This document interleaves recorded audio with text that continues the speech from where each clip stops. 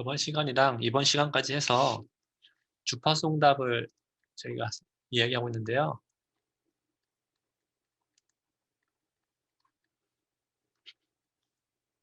관련한 개념으로 보드 플랫, 전달함수, 폴제로 등등에 대해서 얘기를 하고 있습니다. 약간 반복 겸 복습을 하면은 함수는 입출력 사이에 주파수 도메인에서의 상관관계를 따지는 함수인데요. 주파수 도메인에서 볼 때 우리가 전자공학과에서 배우는 라플라스 트랜스폼 혹은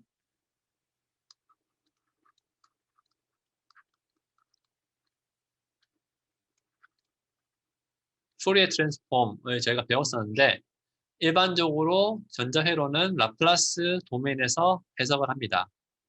뭐 크게 차이는 없고요. 방법의 차이인데 어찌됐든 다 S의 함수로 우리가 입출력 관계식을 따지는 것을 우리가 전달함수라고 부릅니다. 그러니까 일반적으로 썼을 때 만약에 함수가 이렇게 써 있다고 할게요. 이렇게 써 있으면은 우리는 폴이라고 부르면은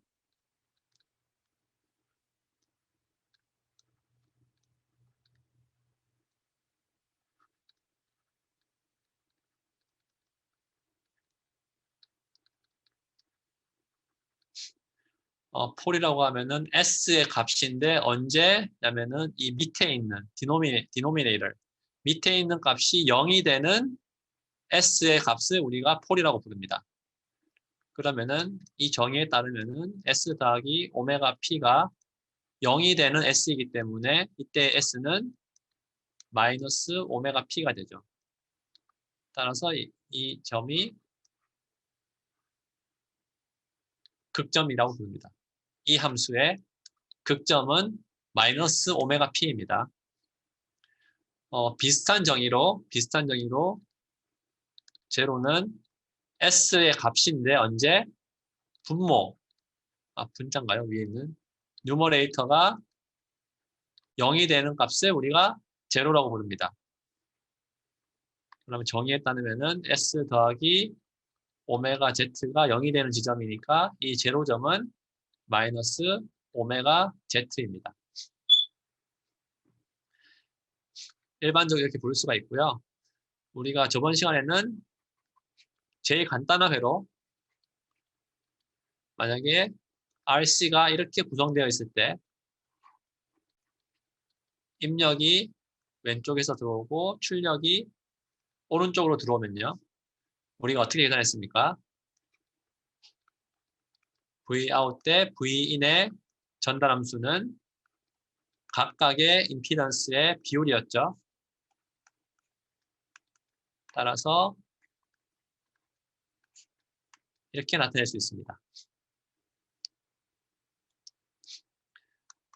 그래서 얘를 우리가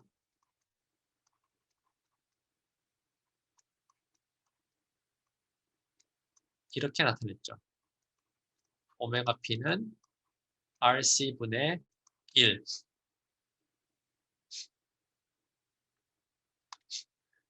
여기 식이랑 헷갈리지 마세요. 오메가 P를 밑에다 놓은 겁니다. 하지만 만약에 오메가 P를 위아래 곱하면은 이런 형태로 될 겁니다. 어찌됐든 이 밑에 값이 0이 되는 S의 값이 폴점입니다. 따라서 이때 폴은 똑같이 마이너스 오메가 P일 때 극점이라고 얘기를 할 수 있죠. 이런 극점에서의 우리가 전달함수의 특성을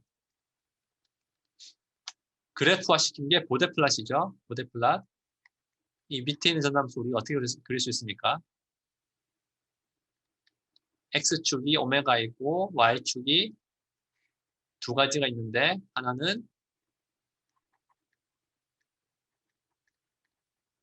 크기를 볼 수 있고요. 다른 거는 각도를 볼 수 있습니다. 크기를 보면은 우리가 어떻게 알 수 있었습니까? 이런 식으로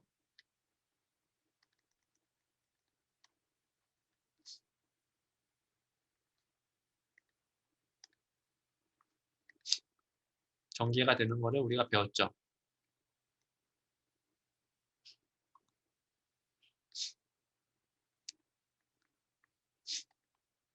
페이즈부터 먼저 얘기하면은 0도에서 시작하고 오메가 P 극점을 지날 때 45도가 내려가고 최대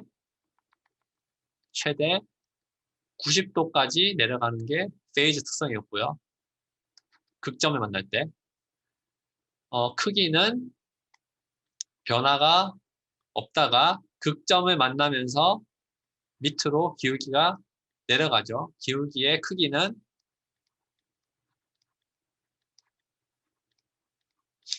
주파수가 10배가 될 때 20dB가 떨어진다고 했습니다. 주파수가 10배가 될 때 20dB가 떨어진다고 했습니다. 밑에 있으면은 극점이면 이렇게 우리가 할 수 있고 만약에 제로점이 있을 때는 제로점은 어떻게 만들 수 있냐면은 예를 들어서 이런 회로가 있으면은 제로가 발생합니다.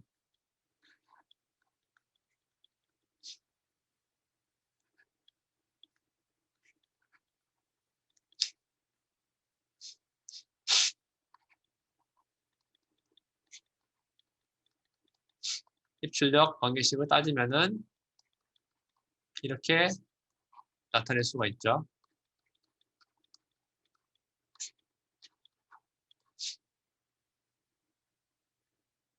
네. 여기서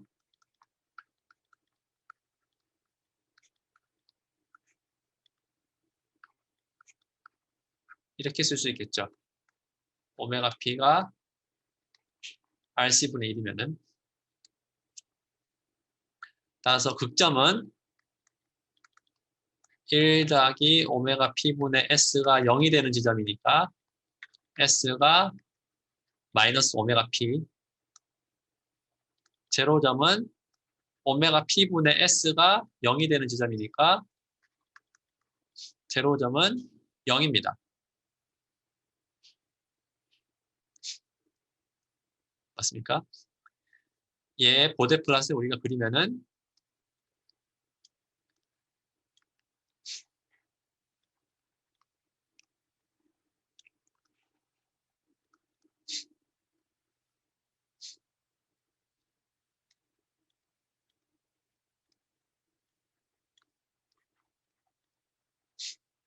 영인 지점에서 극점이 제로가 생기니까 기울기가 20dB만큼 증가합니다.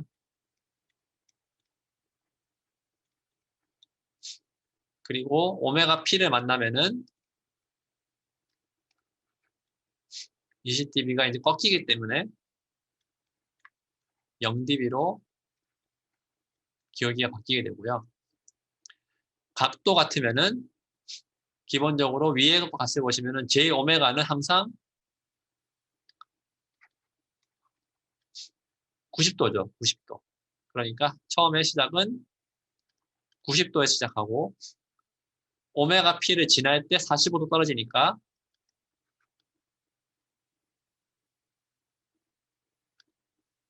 45도가 되고 최대 0도까지 내려갑니다. 이렇게 얘기할 수가 있습니다. 정리를 해볼게요. 저희가 뭐 식으로도 이렇게 정리를 할 수 있는데요. 정리를 해보면은 폴이 발생했을 때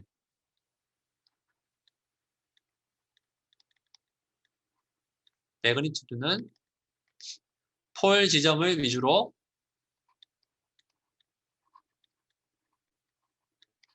주파수가 10배가 될 때 20dB만큼의 기울기를 가집니다. 마이너스 20dB. 페이즈는 45도가 떨어지는데 언제? 극점에서 45도가 떨어지고 최대 90도가 떨어지는데 언제? 주파수가 무한대일 때 최대 90도까지 떨어집니다. 네, 폴은 이렇게 동작을 합니다. 그런데 하나 제가 추가를 할게요, 말을. left hand 폴이란 말을 추가하겠습니다. 무슨 말이냐면은 일반적으로 봤을 때 S 더하기 오메가 P분의 1이라고 했을 때 얘의 극점은 마이너스 오메가 P입니다. 마이너스 오메가 P.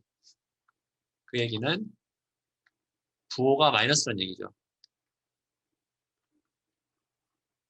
복소수 도메인에서 X축이 실수값, Y축이 허수값일 때 기본적으로 마이너스 값을 가진다는 얘기는 실수가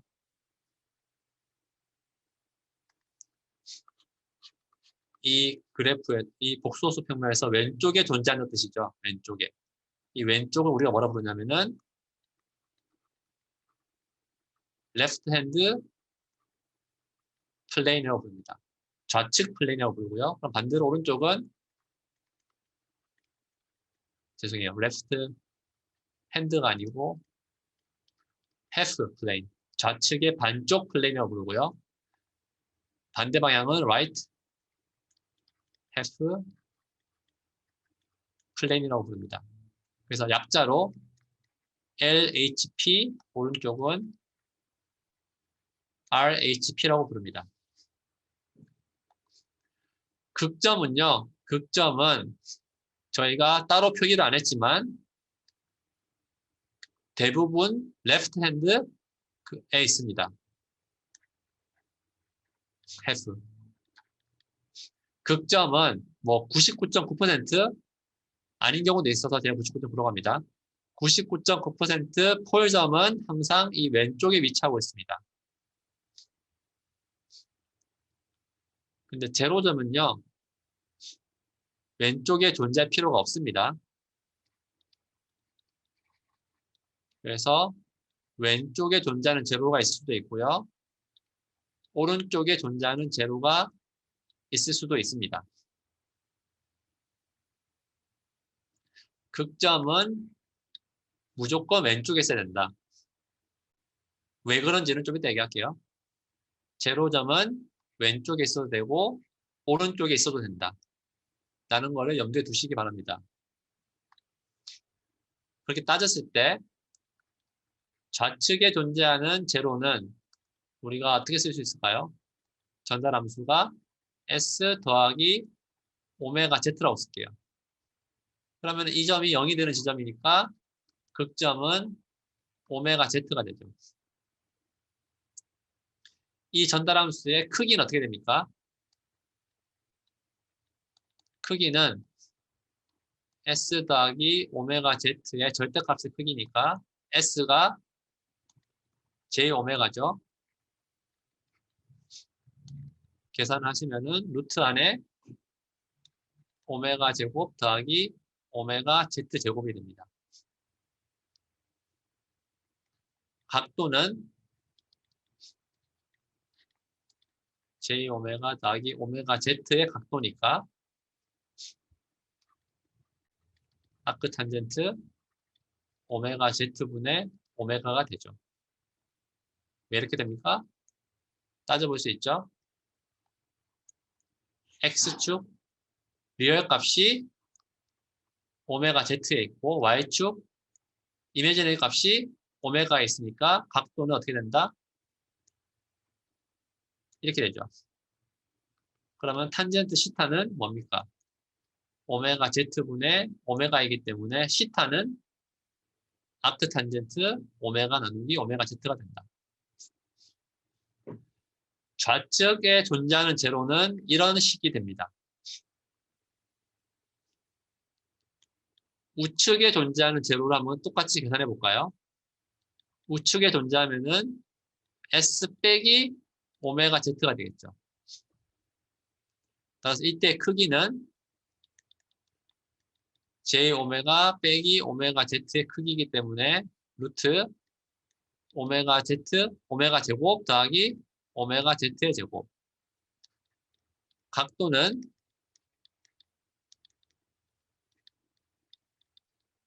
이렇게 되죠.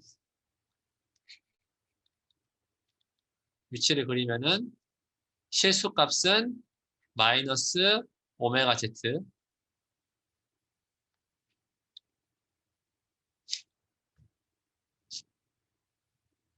Y축은 오메가가 되니까 이렇게 됩니다.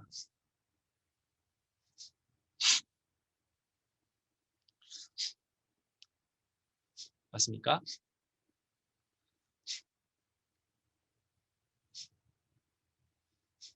따라서 각도는 이렇게 계산하게 되기 때문에 파이 빼기 아크탄젠트 오메가 Z분의 오메가가 되겠죠. 두 개를 비교해 보면요. 크기는 서로 같습니다.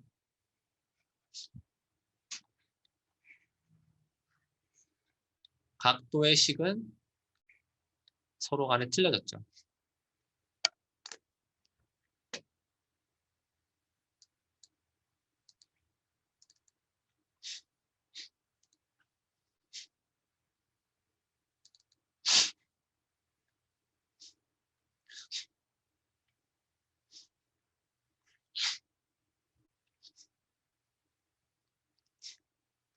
네.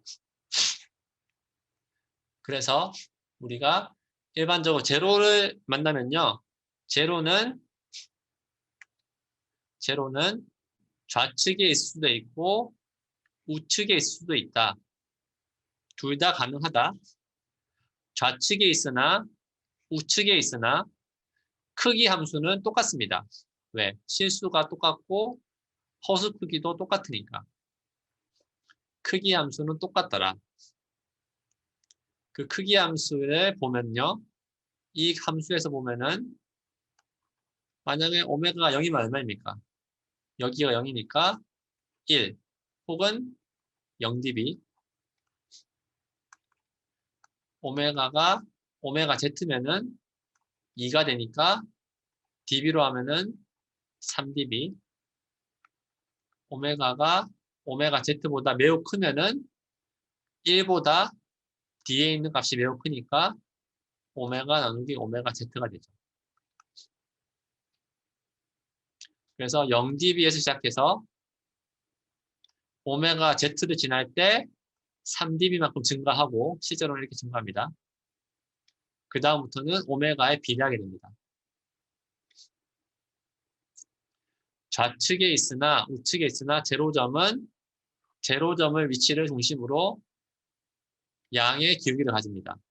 더하기 20dB per 데케이드의 기울기를 가지죠.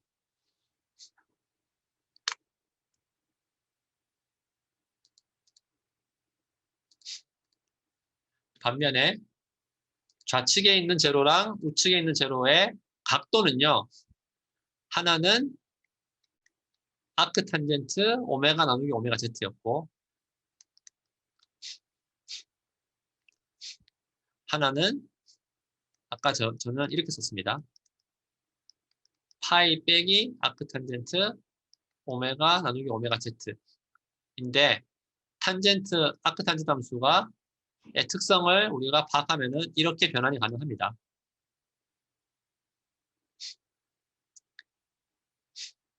네. 그래서 좌측에 있는 제로는 각도가 45도만큼 증가했다가 최대 90도만큼 증가를 하고요. 우측에 있으면은 45도 감소했다가 최대 90도까지 감소하더라.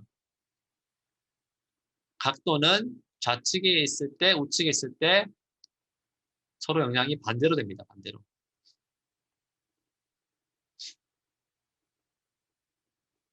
네.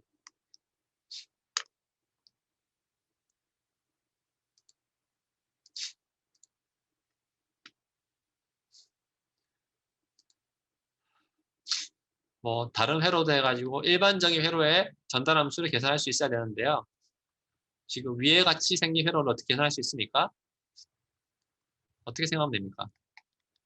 V인에 어떤 임피던스가 있고 다른 임피던스가 이렇게 있다. Z1은 뭐다? R1이랑 SC분의 1의 병렬이니까 얘의 병렬은 R분의 1 더하기 SC분의 전체 1이죠.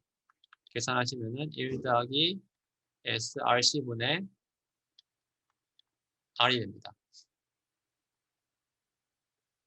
그러면은 Vout은 Z1 더하기 Z2분의 Z2니까 계산하시면은 1 더하기 SRC R1C분의 R1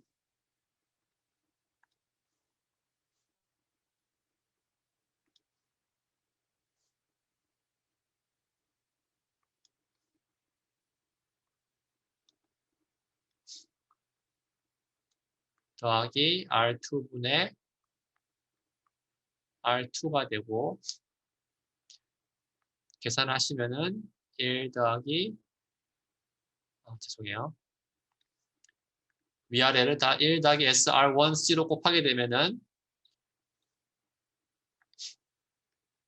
R1 더하기 R2 더하기 SR1 R2C가 되고 위에는 R2 곱하기 1 더하기 SR1C가 됩니다.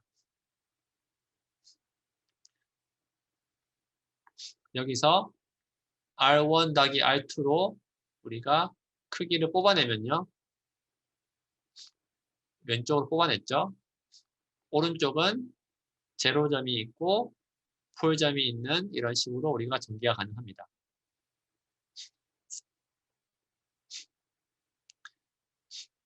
다 우리가 배운 라플라스 도메인 표현법을 쓰면요. 다 계산이 가능합니다. 계산이 가능하더라.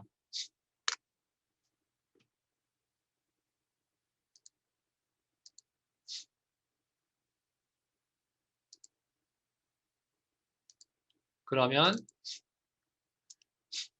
일반적인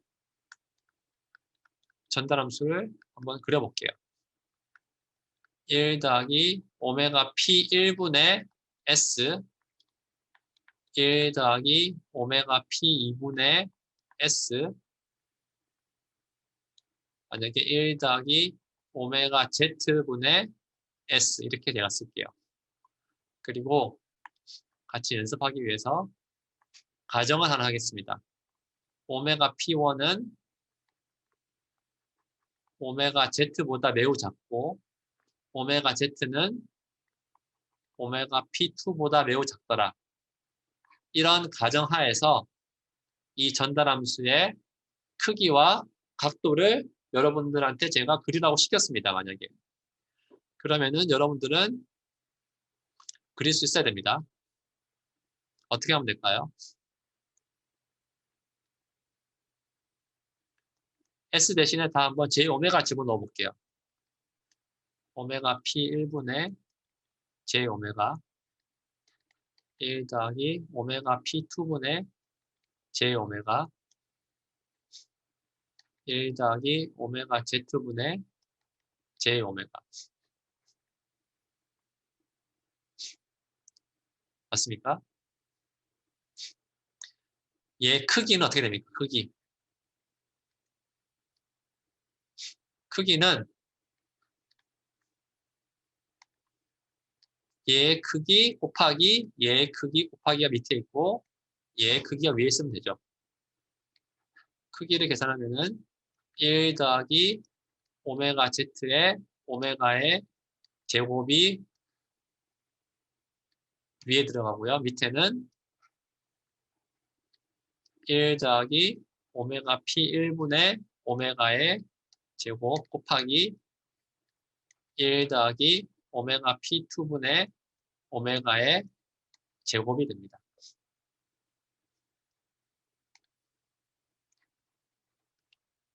각도는 위에 있는 거의 각도는 어떻게 된다? 아크 탄젠트의 오메가 Z분의 오메가 밑에 있는 각도는 마이너스가 되죠. 아크 탄젠트의 오메가 P1분의 오메가 빼기 아크 탄젠트의 오메가 P2분의 오메가가 됩니다.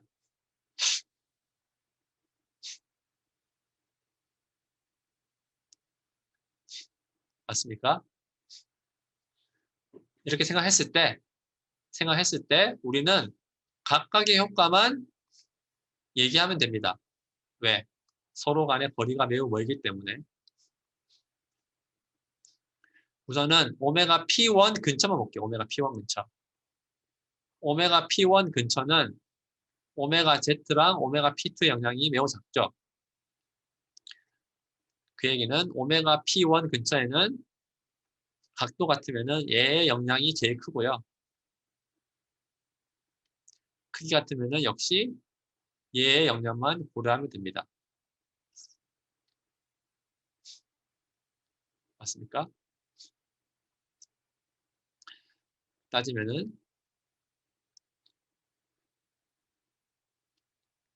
크기 같으면은 0dB에서 시작하다가 오메가 P1 근처에서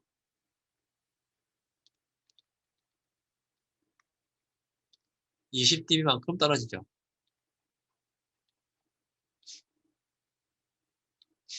그 다음에 오메가 Z 근처를 지나면은 20dB 떨어지는 함수랑 얘의 영향이랑 20dB 올라가는 제로 영향이 서로 같이 보이니까 기울기가 0dB가 됩니다. 그리고 오메가 P2를 지나면은 다시 20dB로 떨어지게 되죠.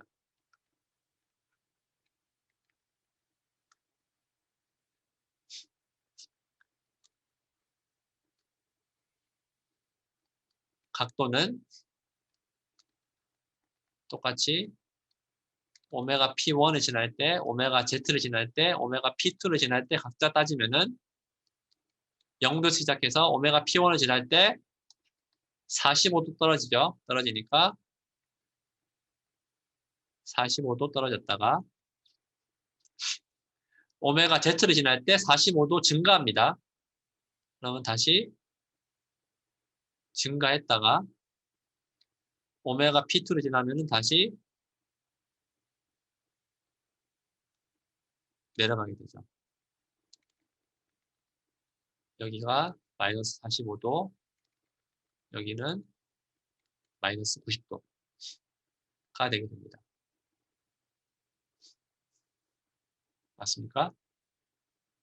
저희가 전자회로에서 많이 배우는 소자가 여러분이 JFET이랑 MOSFET이랑 BJT를 많이 배웠을 건데요.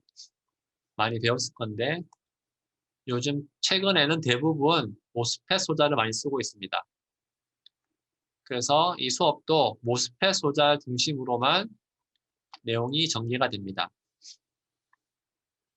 그래서 MOSFET 내용을 먼저 하겠습니다. 수업 자료 보기 전에 한번 전체적인 얘기를 한번 해볼게요.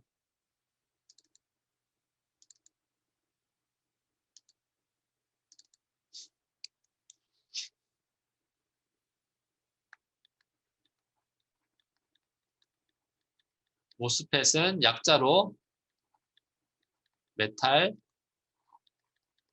옥사이드, 세마이, 컨덕터, 필드, 이펙트, 트랜지스터를 의미합니다. M, O, S, F, E, T가 되죠. 위에 있는 MOS는요. 생겨먹은 구조를 얘기하고요. 밑에 있는 필드 이펙트 트랜지스터는 동작을 얘기하고 있습니다. 무슨 말이냐면요. 모스펫은 구조가 어떻게 생겼냐면은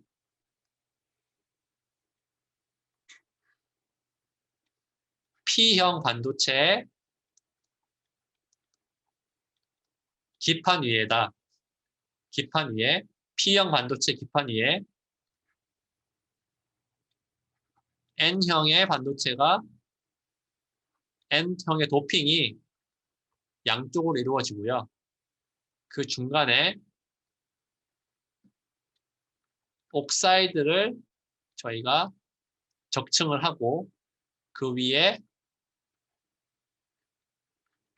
메탈을 적층하는 구조로 되어 있습니다. 제가 구조를 말씀드린다는 얘기는 생녀먹은 모양을 얘기합니다. P형 반도체 기판 위에 서브스트레이트가 기판, N형의 도핑을 이룬 다음에 그 사이에 옥사이드가 쌓이고 그 위에 메탈이 있습니다.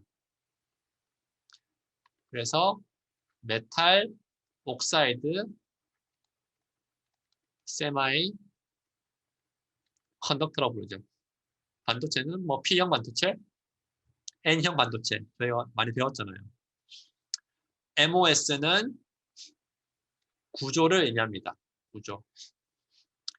필드 이펙트는 이 트랜지스터가 동작을 할 때 정기적인 필드에 의한 영향에 따라서 동작을 한다고 해서 필드 이펙트 트랜지스터라고 부릅니다. 됐습니까? 다시 그림 그려볼게요.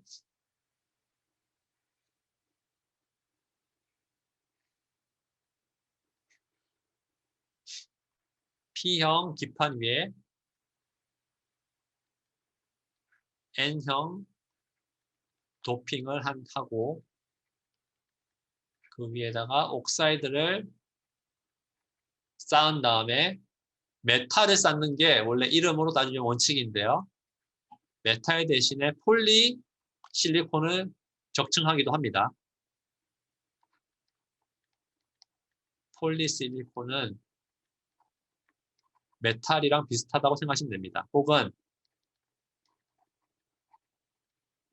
컨덕터라고 생각하시면 됩니다. 다시 얘기하면은 얘는 도체고요. 옥사이드는 부도체고 세미컨덕터는 반도체가 있는 거죠. 메탈 대신에 폴리를 쌓기도 하고요. 어찌됐든 중요한 건 도체라는 겁니다. 그 사이에 부도체가 있고 밑에 반도체가 있습니다. 그리고 추가적으로 P형의 도핑을 하나 더 합니다.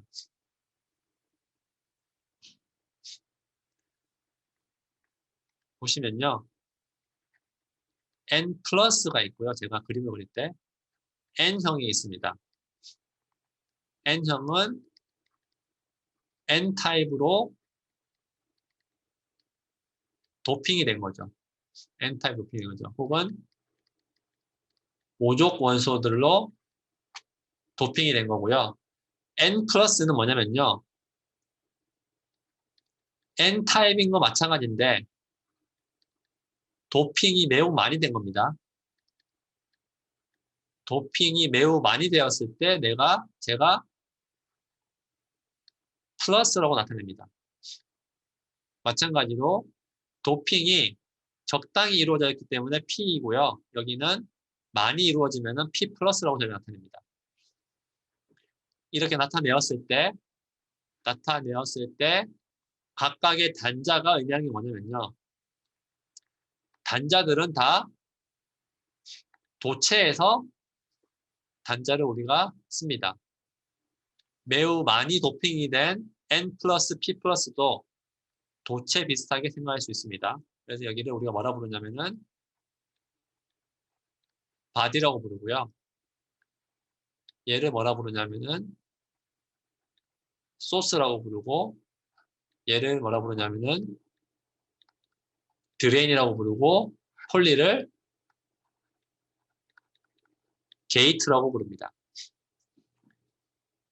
폴리는 게이트라고 부르고 하나는 소스, 하나는 드레인이라고 부릅니다.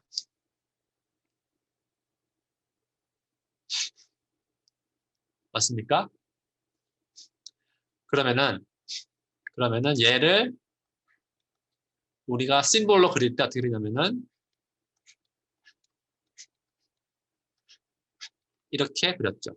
게이트, 소스, 드레인, 벌크. 아, 죄송합니다. 이름이 바디가 아니고 벌크예요, 벌크.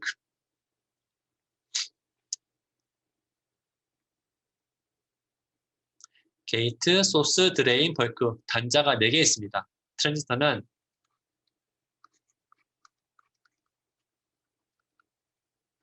단자가 4개 있다고 해서 4터미널 디바이스라고 부르기도 하고요. 혹은 벌크를 무시하고 게이트, 소스, 드레인만 따져서 단자가 3개 있는 디바이스라고 부르기도 합니다.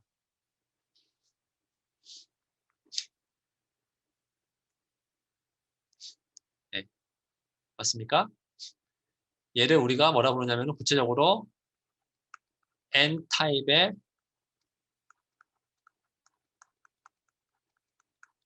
모스펫이라고 부르죠. N타입의 모스펫은 소스나 드레인이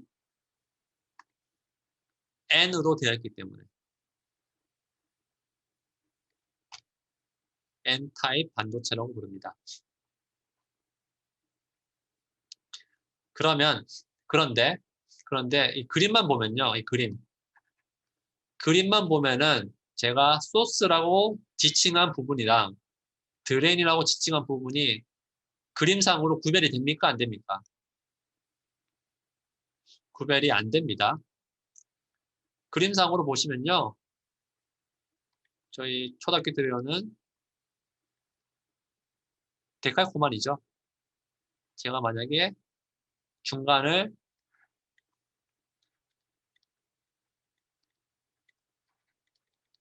이렇게 선을 긋고 왼쪽 오른쪽을 바라보면요. 좌우 대칭입니다. 좌우. 왼쪽 오른쪽 구별이 안 갑니다. 구별이 안 가는데 제가 한쪽은 소스라고 부르고 한쪽은 드레인이라고 불렀어요. 그게 가능합니까? 구별이 안 가는데. 실제로는 가능하지 않습니다. 실제로는 왼쪽이 소스인지 오른쪽이 드레인인지 아무도 모릅니다. 왼쪽이 드레인이 될 수도 있고요. 그러니까 반대로 될 수도 있습니다.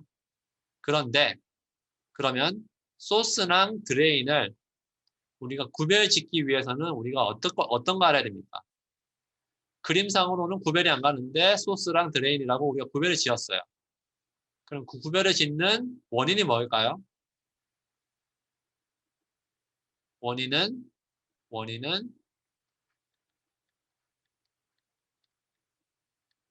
DC 전압입니다. DC 전압. 소스에 걸려있는 전압이랑 드레인에 걸려있는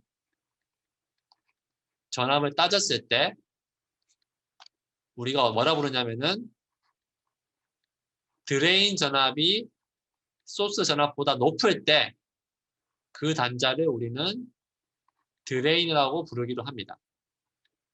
약속입니다. 드레인 단자의 전압이 높을 때 우리가 드레인이라고 부르고요.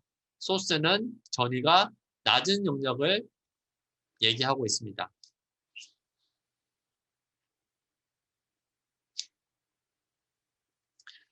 그렇게 생각하시면요. 다시 그려볼게요.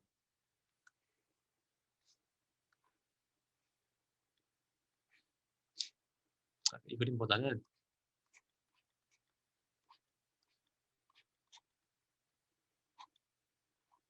이렇게 그릴 수 있겠죠.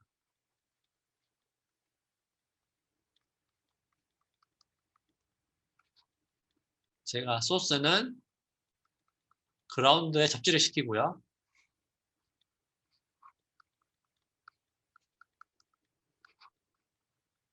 드레인과 소스 사이는 혹은 드레인은 제가 배터리를 답니다. 이렇게 달았을 때 우리는 여기가 드레인이고 여기가 소스라고 얘기할 수 있죠. 왜? 전위가 드레인이 더 높으니까.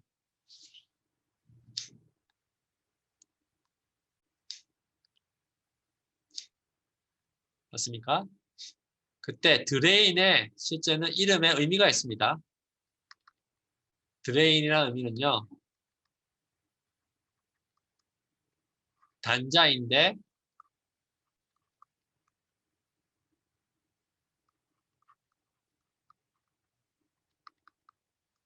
일렉트론이 드레인, 빠져나가는 단자를 드레인이라고 부르고 소스는 터미널인데 일렉트론이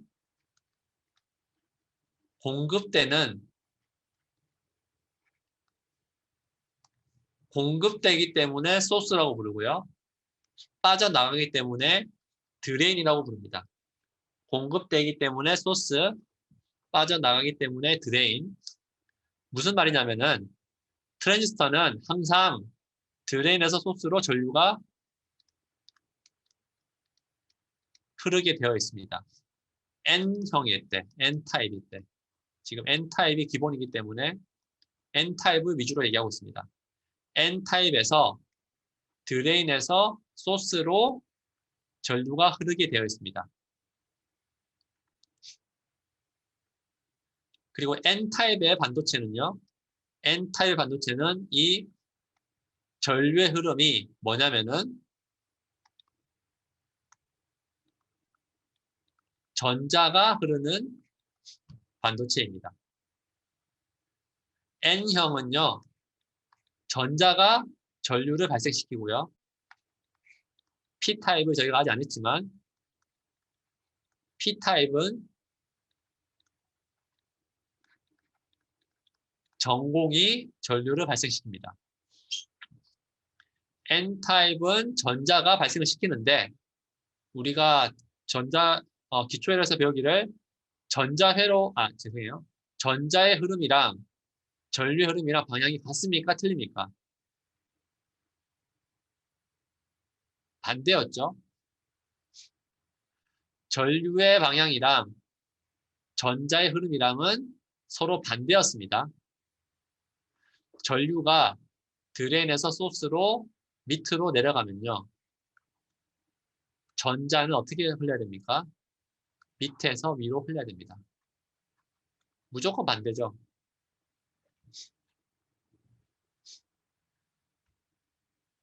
그럼 보세요. 전자가 소스에서 제공이 되는 거죠. 소스에서 전자가 흘러서 어디로 빠집니까? 드레인으로 빠지는 단자를 우리가 드레인, 제공되는 단자를 소스라고 부릅니다. 그리고 이 전류의 흐름 혹은 전자의 흐름은 뭐에 의해서 결정하냐면은 게이트와 소스 사이의 전위차에 의해서 결정이 납니다. 게이트와 소스의 전위차에 따라서 전류가 흐르게 됩니다.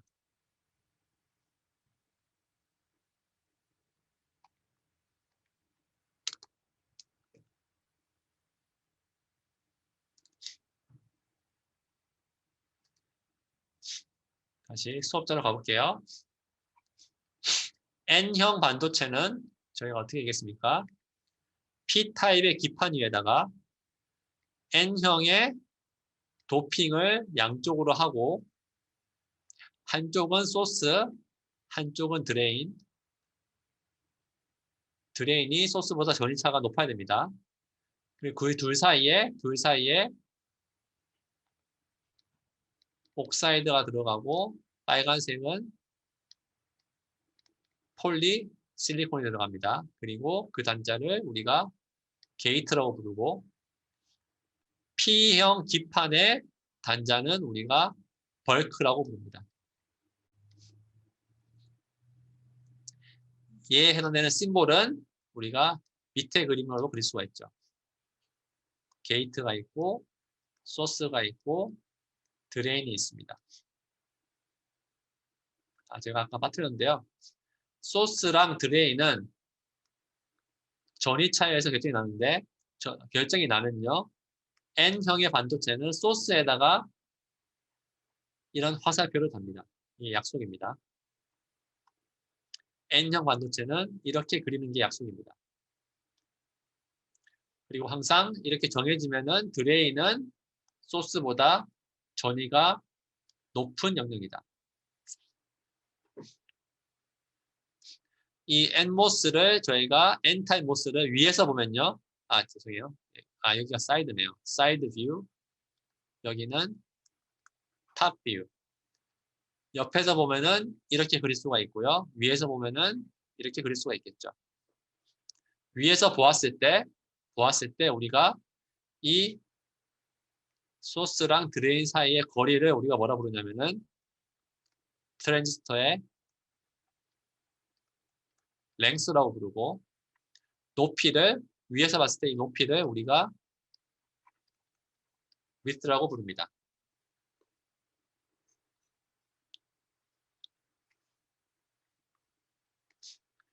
지금까지 N타입으로 제가 설명했는데요.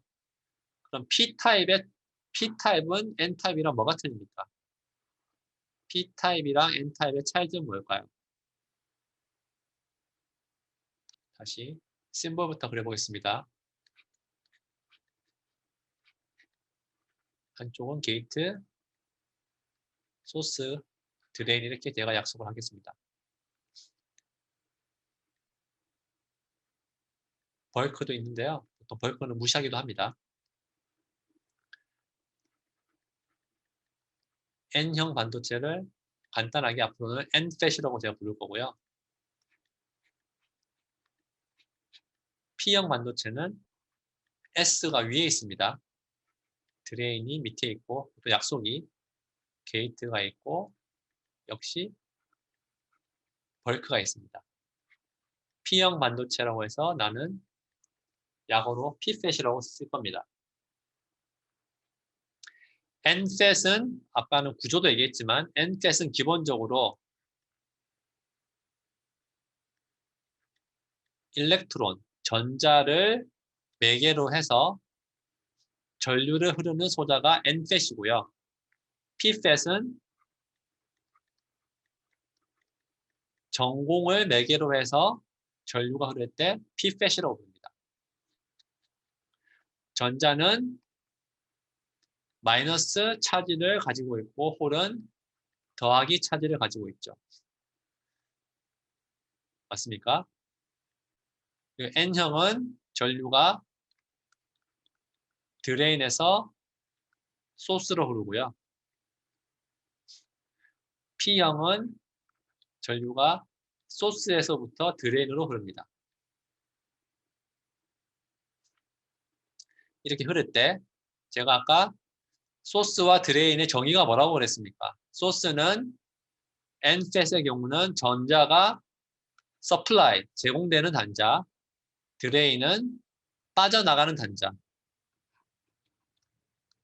일렉트론의 흐름은 소스에서 나와서 드레인으로 빠져나오고 일렉트론의 흐름이랑 전류의 흐름이랑은 서로 반대이기 때문에 전류는 드레인에서 나와서 소스로 흐르게 됩니다. PFET은 이제 전공이에요, 전공. 소스는 전공이 제공되는 영역, 드레인은 전공이 빠지는 영역. 근데 전공의 흐름은 전류의 흐름이랑 서로 같잖아요. 같으니까 말이 되죠. NFET은 화살표가 밑에 있고 PFET은 화살표가 이렇게 위에 있습니다. 이게 약속입니다. 약속이고 NFET은 구조가 어떤지 아까 저희 얘기했습니다. 크게 제가 P 기판 위에다가 그려볼게요. P형의 기판 위에 N형 반도체는 N 소자가 두 개 이렇게 있고 그 사이에 옥사이드 폴리가 있을 때 우리가 N형 반도체라고 부릅니다. B, S, D, 게이트. 얘가 nfat이고요. pfat은 어떻게 바뀌냐면은 P형 반도체 위에 안에 N형의 도핑을 크게 이룹니다. 그거를 우리가 N웰이라고 부르고요. N 도핑을 한 다음에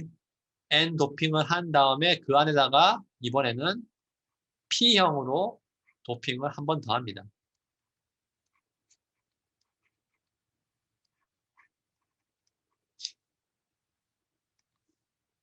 벌크, 소스, 드레인, 게이트에서 얘가 pfat이죠. pfat.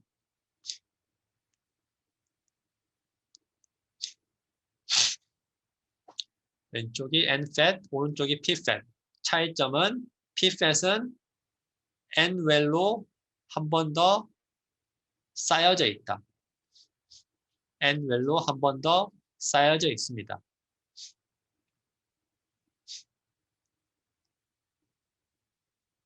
네. 그러면 다시 N형 반도체를 그려볼게요. 게이트, 소스, 드레인.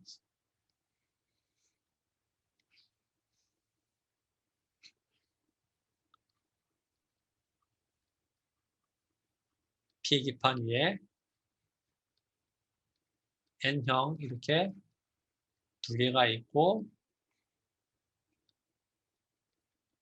옥사이드가 있고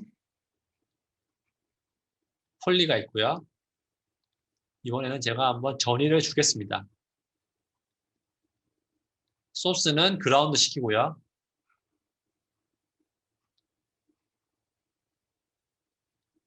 드레인은 그라운드는 아니고 약간 높은 0.1V만 제가 한번 줘볼게요. 매우 작은데요. 0.1V만 한번 줘볼게요. 그 다음에 게이트는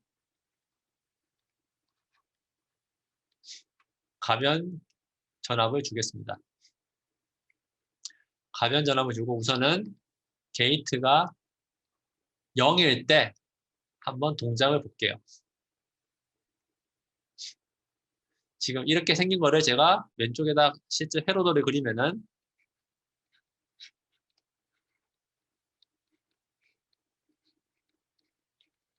이렇게 그릴 수 있죠. 0.1V 게이트도 0에 가까운 값이 주어져 있습니다. 이렇게 내가 전위를 주었을 때 전류가 흐릅니까? 안 흐릅니까?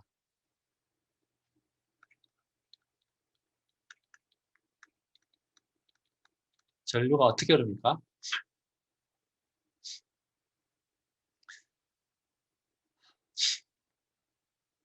전류가 흐르지 않습니다. 전류가 흐르지 않는데요. 뭐 암페어라고 쓸게요. 0암페어. 왜 흐르지 않습니까? 소스와 드레인 사이에 전류가 흐르지 않습니다. 왜 흐르지 않습니까? 죄송해요. 벌크도 제가 그려야 되는데 벌크도 우선은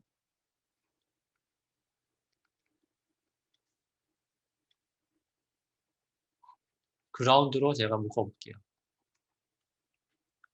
벌크도 내가 그라운드로 묶었습니다. 우선은. 전류가 흐르지 않습니다. 왜 흐르지 않습니까?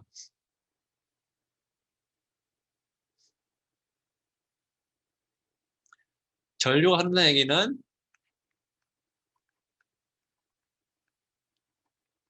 일렉트론이 전달이 돼야 되는데 이 둘 사이에 일렉트론이 전달이 됩니까? 안 됩니까?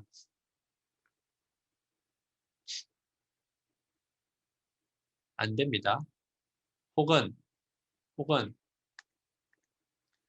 이 둘 사이에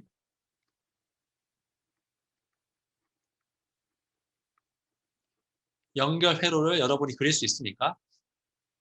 소스와 드레인 사이에 지금 이 그림으로 따졌을 때 그림으로 따졌을 때 어떻게 생겼습니까?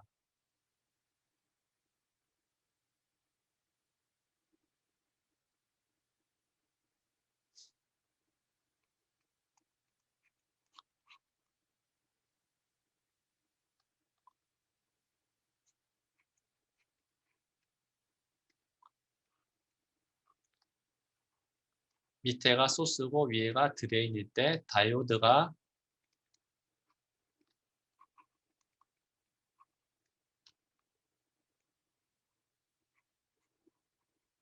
이렇게 있는 거나 마찬가지죠. 무슨 말입니까?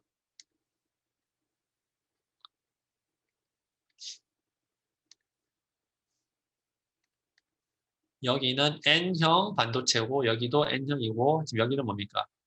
P형 반도체입니다. P형, N형이 서로 정션을 이루고 있으면 우리가 뭐라 부릅니까? 다이오드라고 부르잖아요. 이때 P는 에노드고 N은 캐소드라고 부르잖아요. 지금 이 P와 N 사이에 다이오드가 양쪽으로 있는 거죠. 양쪽으로 있는데 여기 전위가 얼마다? 그라운드다. 그라운드. 다이오드가 양쪽으로 있는데요. 에노드, 캐소드 사이의 전위차가 얼마입니까? 여기는 0이죠. 왜? 여기도 0이고 여기도 0이니까. 여기는 어떻게 됩니까? 여기는 마이너스 0.1이죠.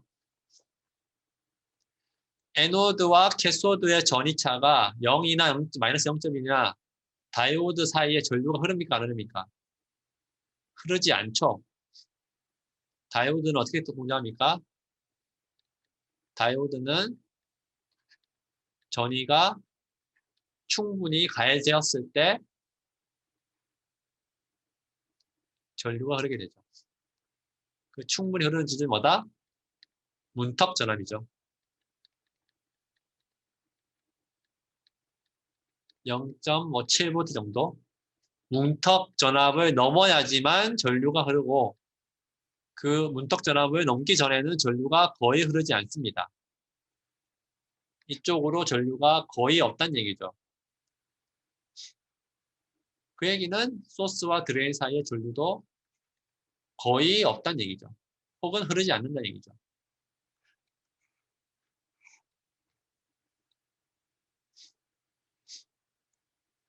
게이트가 0V일 때는 전류가 흐르지 않습니다.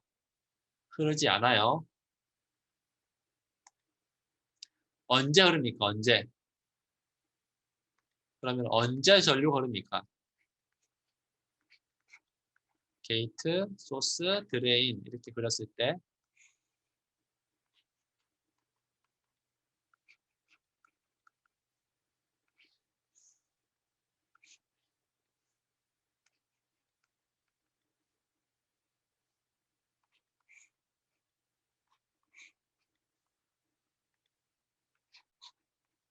벌크도 그라운드, 소스가 그라운드, 드레인은 0.1V라고 얘기하고 있습니다. 소스보다는 조금 높아야 되니까. 그리고 게이트는 VG인데 아까는 저희가 0V를 집어넣었습니다. 0V일 때는 전류가 흐르지 않습니다. 근데 VG를 제가 뭐 1V 한번 넣었다고 해볼게요. 1V. 아까 0V일 때는 전류가 흐르지 않았는데요. 1V를 제가 집어넣었습니다. 집어넣으면 어떻게 됩니까? 전압을 인가하니까 여기에 양의 전하가 모이게 되죠. 배터리를 달았으니까 여기에 양의 전하가 모이게 됩니다. 양의 전하가 모이면은 양의 전하가 하는 일은 뭡니까? 저희 밑에는 옥사이드죠.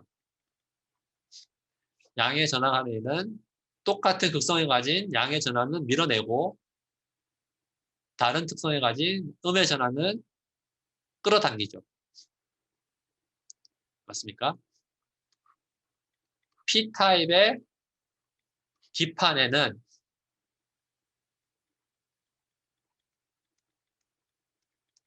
양의 전하가 매우 많을 것인데 N에 비해서 상대적으로 이 양의 전하들이 어떻게 된다? 밀려나죠. 왜? 위에서 같은 양의 전하가 얘를 밀어내니까. 밀어냅니다.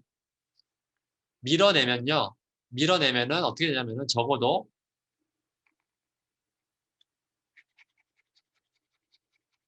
게이트와 인접한 이 영역에서는요. 밀어낸 P가 충분히 밀어냈기 때문에 여기는 어떻게 되냐면은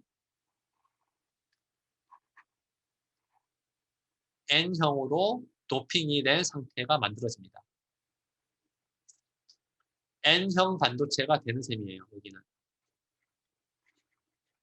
원래는 P형이었는데요. 이 게이트에 인접한 이 영역은 N형으로 바뀌게 되는 거죠. N형으로 바뀌게 된 거를 우리가 뭐라고 부르냐면은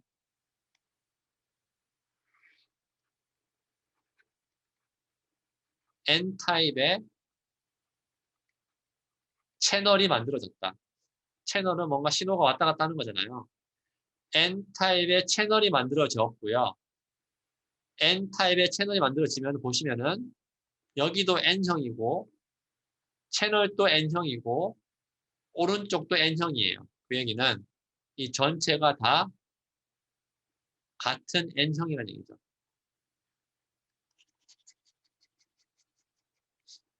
같은 N형이면은 전류가 흐르죠? 맞아요? 전류가 흐릅니다. 안 흐를 이유가 없죠. 이때는 전류가 흐르게 됩니다. 흐르게 됩니다.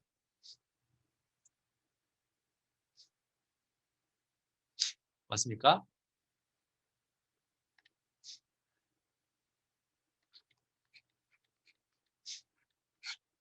다시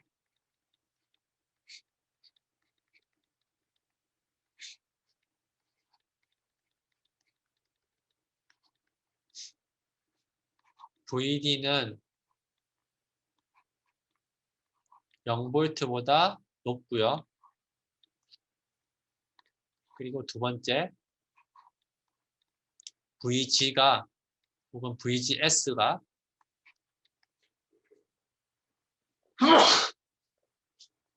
죄송합니다. 특정한 전압, 다이오드랑 비슷한 분턱 전압 이상의 전압이 인가되면요. VGS 이렇게 쓸게요. 이때 드레인과 소스 사이에 전류가 흐르더라. 전류가 흐르는데 그때 그 전류를 우리가 한번 계산해 보니까요. 계산 과정을 제가 설명을 하진 않겠습니다. 계산해 보니까 어떻게 되냐면은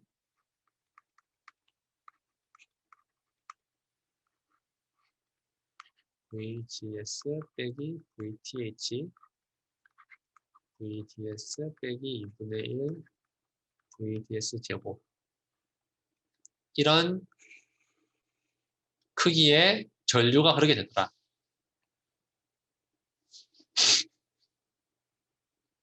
네. VGS가 특정한 값 이상 이 특정한 값이라는 얘기는 아까 채널이 만들어지게 되는 전압이 인가가 되면요. 양단의 전류가 이렇게 흐르게 됩니다.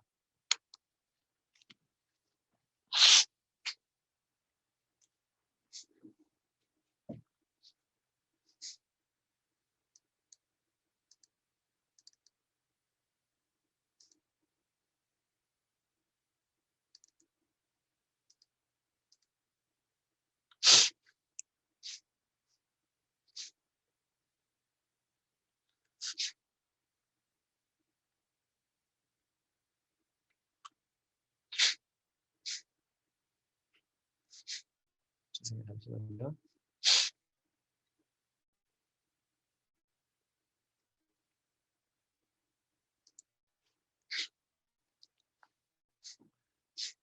아까 제가 VGS가 충분히 높고 VDS는 0보다 높은데 0에 가까운 값이 보였을 때 우리가 전류가 이렇게 흐른다고 제가 적었습니다. 제가 이렇게 적은 이 조건을요, 우리가 뭐라 부르냐면은 트라이오드 영역이라고 부릅니다. 혹은 리니어 영역이라고 불러요. 리니어 영역에서는 전류가 이렇게 흐릅니다. 모스펫은. 세추레이션 영역은요, 전류식이 조금 바뀌게 됩니다. 전류식이 바뀌게 됩니다. 그럼 세추레이션이 뭔지 얘기를 해야 되겠죠.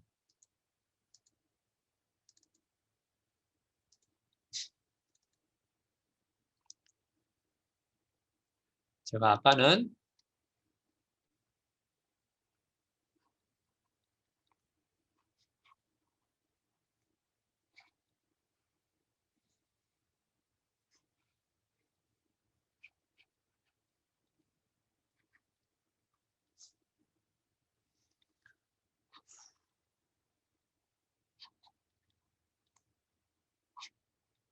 0.1V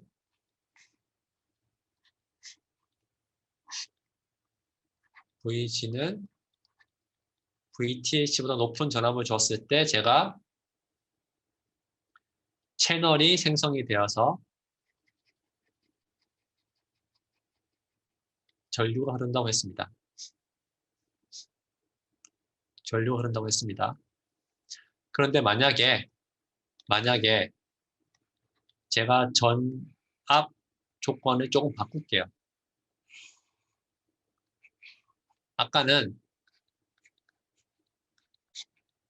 게이트 소스 사이에 전압을 충분히 주고요. 드레인은 작은 값을 줬는데 지금 어떻게 할 거냐면은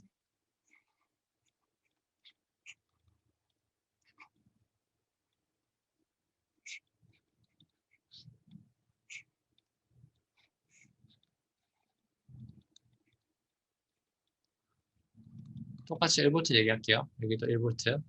이제는 여기도 1V를 제가 주겠습니다. 한번. 위에랑 밑에랑 동작이 틀립니다.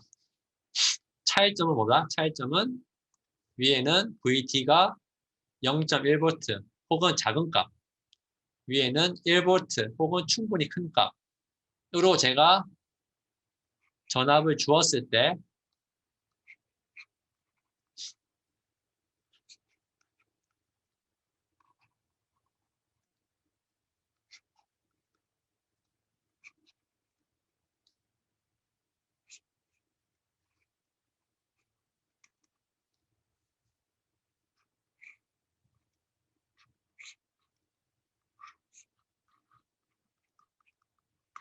1V 이렇게 주면요.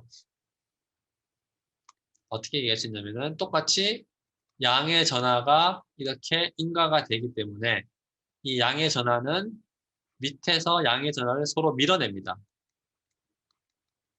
밀어내는데 상대적으로 보시면은 왼쪽의 전압은 0V인데요. 오른쪽의 전압은 1V잖아요.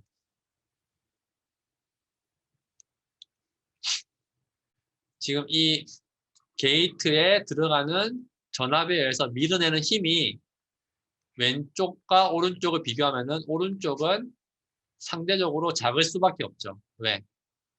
똑같이 높은 전압이 인가되고 있으니까.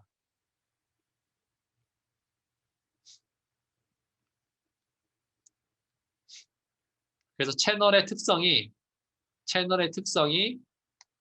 아까는 이렇게 양쪽 대칭으로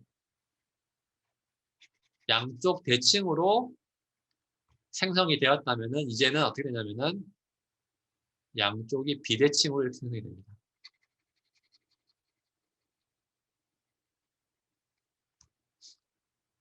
양쪽이 비대칭으로 생성이 됩니다.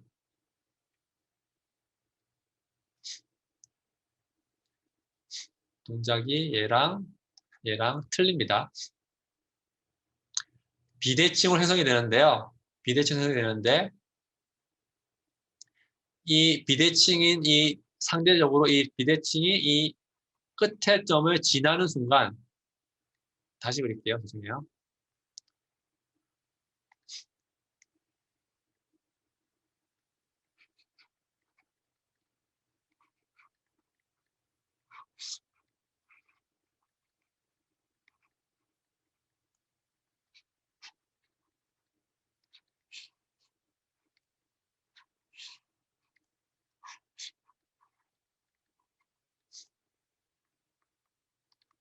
채널이 원래는 좌우 대칭이었다가 이 VDS를 제가 증가시켜 가면서 보시면은 채널이 좌우 비대칭으로 이렇게 변하게 됩니다.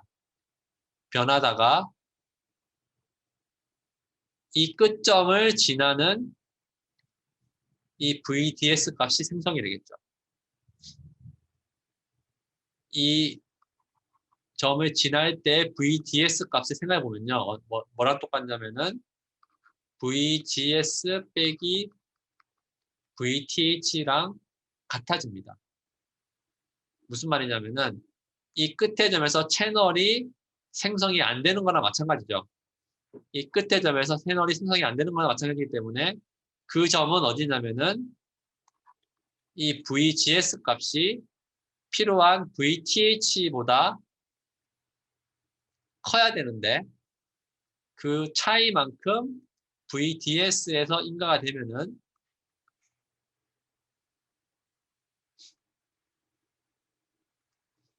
이 둘 사이의 전이차는 VTH를 넘지 않기 때문에 여기를 지나게 되는 거죠.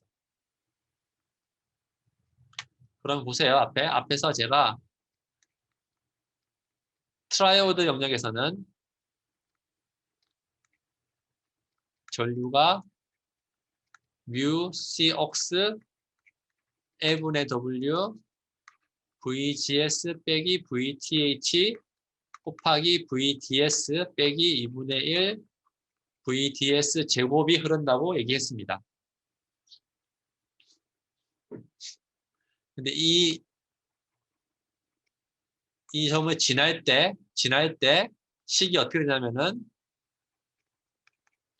VGS 빼기 VTH를 제가 VDS에 집어넣으면 되겠죠. 집어넣어 보면은 VGS 빼기 VTH는 앞에 있고 VDS 대신에 VGS 빼기 VTH 마이너스 2분의 1 VDS 제곱 VGS 빼기 VTH 제곱을 넣어주게 되면은 어떻게 바뀌냐면은 2분의 1 mu C L분의 W VGS 빼기 VTH 제곱이 됩니다.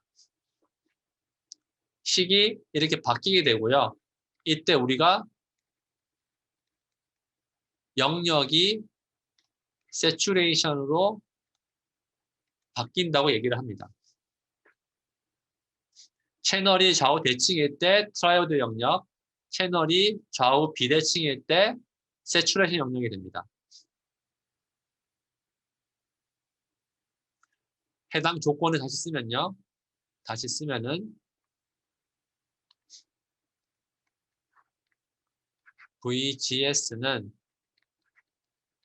VTH보다 높고 이제 VDS는 제가 아까 얘기한 VGS 빼기 VTH보다 작을 때 우리가 뭐라 부를 거라면은 트라이오드 영역이라고 부르자. 두 번째, VGS가 VTH보다 높고 이제는 VDS는 VGS 빼기 VTH랑 크거나 같을 때 우리는 뭐라 부른다? 세츄레이션 영역에 있다고 얘기할 수 있다. 트라이오드일 때 식은 전류식은 뮤 C옥스 L분의 W VGS 빼기 VTH 곱하기 VDS 빼기 2분의 1 VDS 제곱이 되고요. 세츄레이션 때는 2분의 1 뮤C L분의 W VGS 빼기 VTH의 제곱이 됩니다.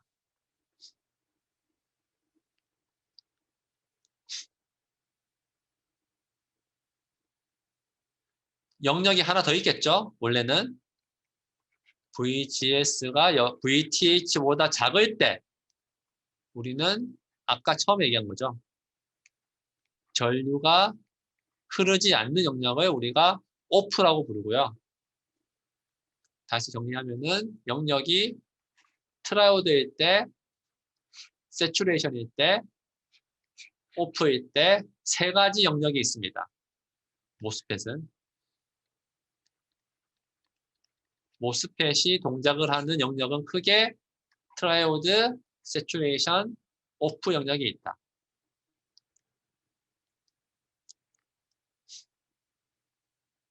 맞습니까? 트라이오드랑 세츄레이션을 우리가 한번 그래프화를 시키면요.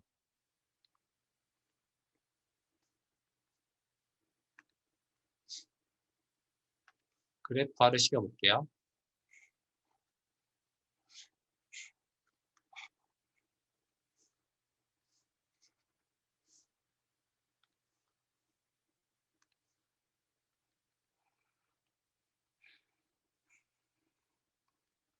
오른쪽을 VDS라고 부르고 Y축을 IDS라고 부를 때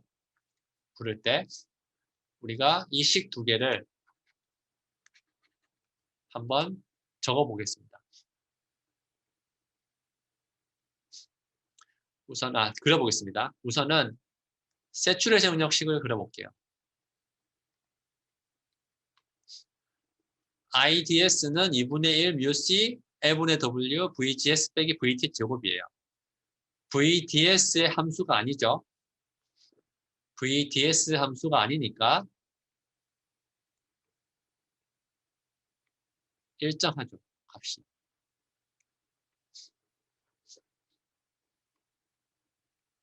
세츄레이션일 때는 IDS가 VDS에 따라서 값이 변하지가 않습니다. 트라이오드일 때는 어떻게 변합니까? VDS가 어디 있어요? VDS가 여기에 있고 여기에도 있죠.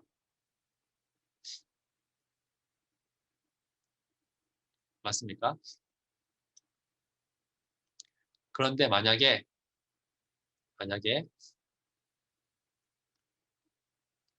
VDS가 VGS 빼기 VTH의 값보다 매우 작으면은 어떻게 되냐면요. VGS 빼기 VTH를 여기 집어넣으면은 VGS 빼기 VTH 제곱이 되고요. 여기 집어넣으면은 VGS 빼기 VTH 제곱이 됩니다. 똑같이 되죠. VDS가 대신에 매우 작으면은 왼쪽은 VGS 빼기 VTH 곱하기 매우 작은 값이 되고요. 오른쪽은 매우 작은 값의 제곱이 되죠. 매우 작은 값을 제곱하면 어떻게 됩니까? 더 작아지죠? 예를 들어서 0.01을 제곱하면 어떻게 됩니까? 0.0001이 되죠. 100분의 1만큼 작아지죠. 그 얘기는 VDS가 매우 작으면은 이 뒤에 있는 텀은 무시해도 무방하다는 거죠. 그렇게 따지면요. VDS에 어떻게 됩니까? 비례합니다. VDS에 비례합니다. 그 중간쯤에 어떻게 됩니까? 이 마이너스 성분이 살아있는데 2차 함수죠. 2차 함수. 2차 함수니까 이렇게 이렇게 되겠죠.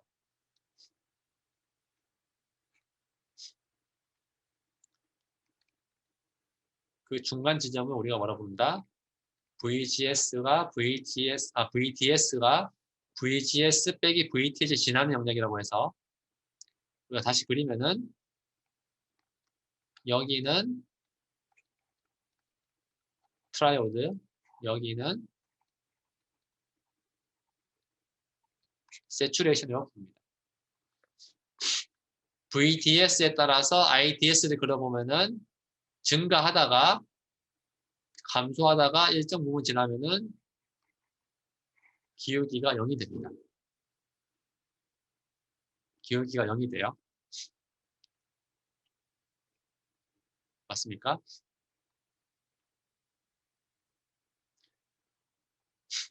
이렇게 동작을 할 때 그러면은 영역을 이렇게 나누는 이유가 뭐겠습니까? 트라이오드랑 세츄레이션이랑 오프랑 영역을 나누는 이유는 동작하는 방식 혹은 용도가 틀리기 때문이죠. 동작 용도가 틀리기 때문입니다.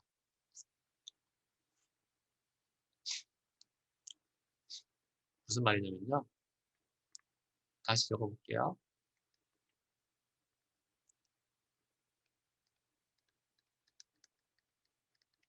모스펫에 우리가 동작을 구별을 지어보겠습니다. 모스펫은 스위치로 동작을 하기도 하고요.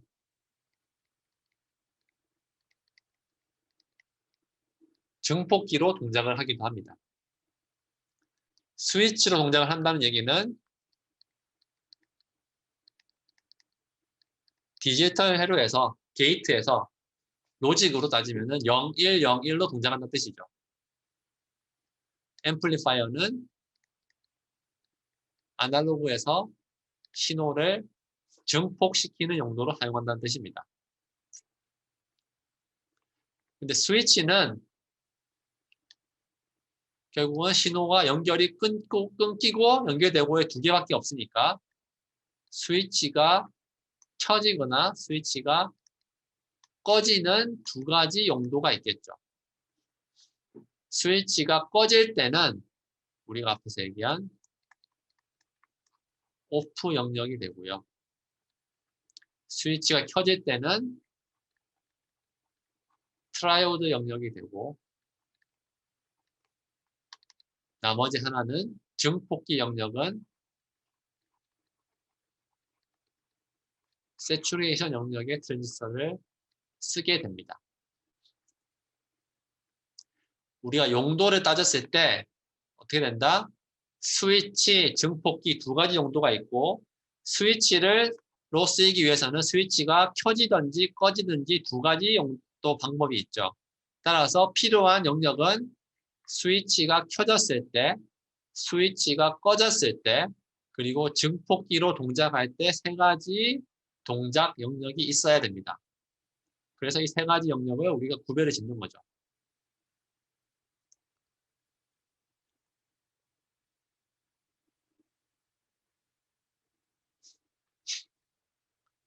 맞습니까?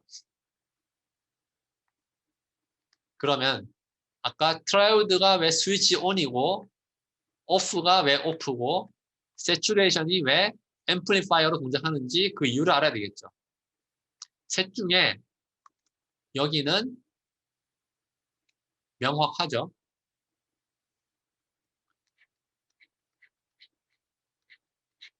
게이트, 소스, 드레인이 있을 때 우리는 얘를 뭐로 쓰고 싶다?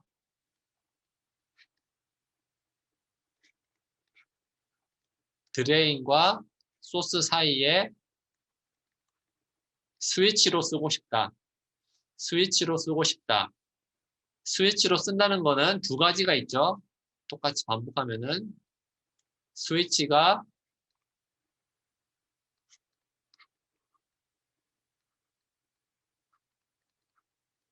열려 있는 게 있죠. 혹은 스위치가 닫혀 있는 게 있죠. 혹은 다른 표현으로 열려있는 거는 오픈, 닫혀있는 거는 숏죠. 저희가 스위치로 쓴다는 얘기는요. 스위치 양단에 연결이 끊겨 있던지 물려 있던지 두 가지 경우가 있습니다. 끊겨 있다는 거의 의미는 전류가 흐르지 않는다는 얘기죠. 전류가 흐르지 않는다는 얘기죠. 닫혀 있다는 얘기는 전류가 흐른다는 얘기인데 얼마나 흐를지는 아직은 모릅니다. 양단에 어떤 게 연결되어 있는지 모르기 때문에. 어찌됐든 오픈되어 있을 때는 전류가 흐르지 않고 쇼트되어 있을 때는 전류가 흐르는 게 스위치의 두 가지 영역입니다. 그런데 이 오픈되기 위해서는 전류가 흐르지 않아야 되기 때문에 당연히 트랜지스터가 꺼져 있으면 되는 거죠. 꺼져 있으면 되는데 쇼트 됐을 때는 전류는 흘러야 되는데 왜 트라이오드인지는 왜 트라이오드일까요? 다시 식을 봐야 됩니다. 그러면 트라이오드일 때 식을 보시면은 IDS는 2분의 죄송해요.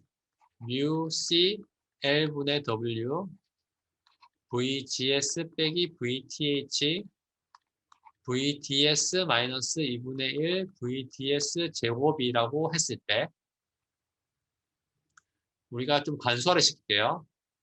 앞에서 얘기했는데요. VDS가 VGS 빼기 VTH보다 매우 작을 때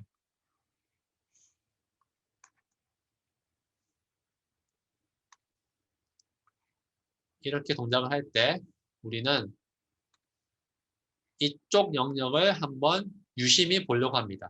언제? VDS가 VGS 빼기 VTH보다 매우 작을 때. 매우 작을 때는 IDS가 앞에서 어떻게 된다고 했습니까? 뒤에 거를 우리가 거의 무시할 수 있다고 했으니까 mu C L분의 W VGS 빼기 VTH 곱하기 VDS가 되는 거죠. 제가 이 식을 한번 양쪽을 VDS로 나눠보겠습니다. VDS로 양쪽을 나눠봤어요.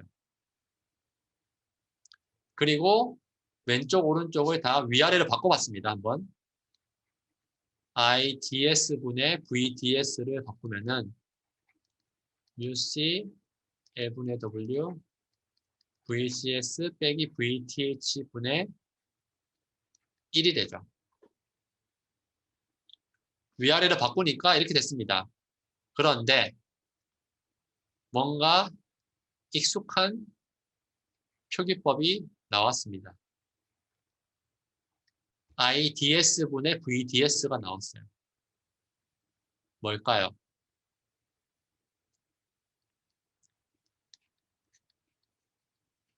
게이트가 있고 드레인이 있고 소스가 있었습니다. VDS에 전이차가 있고 해당되는 전류가 흐릅니다. 얘가 뭐예요?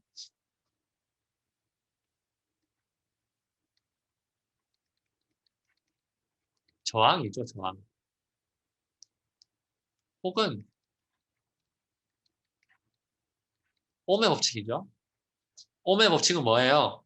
양단의 전압과 전류의 관계식은 비례한다. 그 비례하는 크기가 뭐다? 저항이다. 트라이오드일 때 VDS가 VGS 빼기 VTH보다 매우 작은 영역에서는 드레인과 소스 사이에 저항으로 동작을 합니다. 저항으로 동작을 합니다. 우리가 아까 원한 쇼트는 아니지만 이상적인 쇼트 회로는 아니지만 양단의 전류가 흐르게 되는 회로가 되는 셈이죠.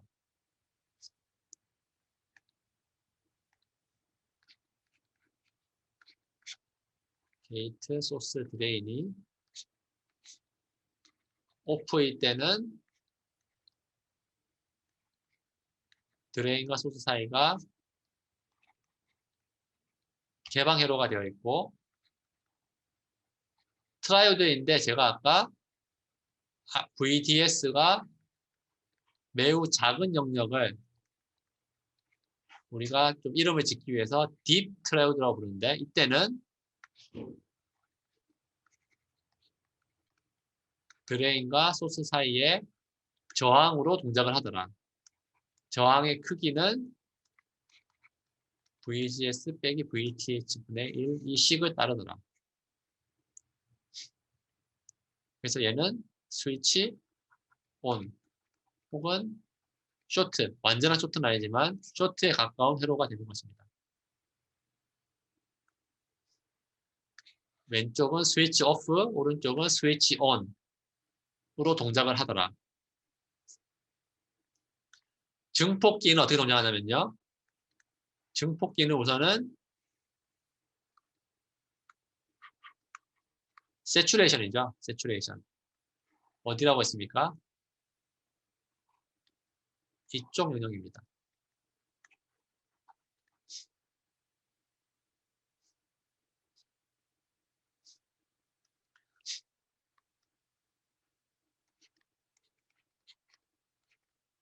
소스, 드레인.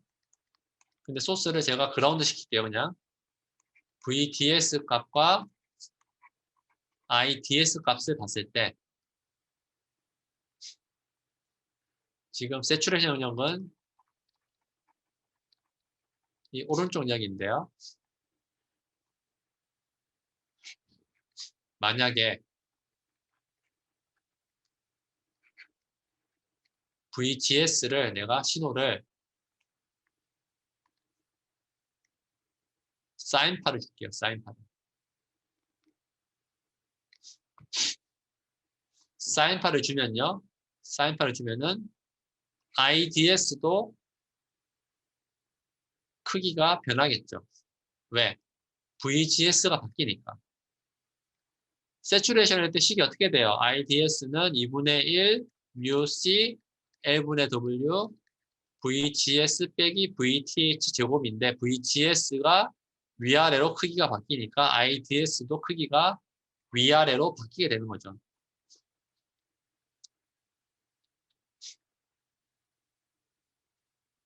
IDS가 위아래로 크기가 바뀌는데요. 해당되는 VDS의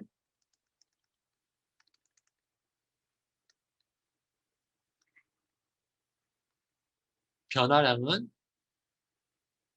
매우 크겠죠. 왜? 지금 IDS가 입력이라고 봤을 때 Y축의 기울기는 지금 무한대기 하지만 기울기가 매우 크기 때문에 신호의 진폭이 매우 큽니다. 무슨 얘기냐면은 VGS로 작은 진폭 신호가 들어오면요. 출력단에 보이는 진폭 신호는 매우 커집니다. 매우 커지기 때문에 얘는 우리가 뭐로 쓴다? 증폭기로 쓴다. 증폭기로 쓰게 된다.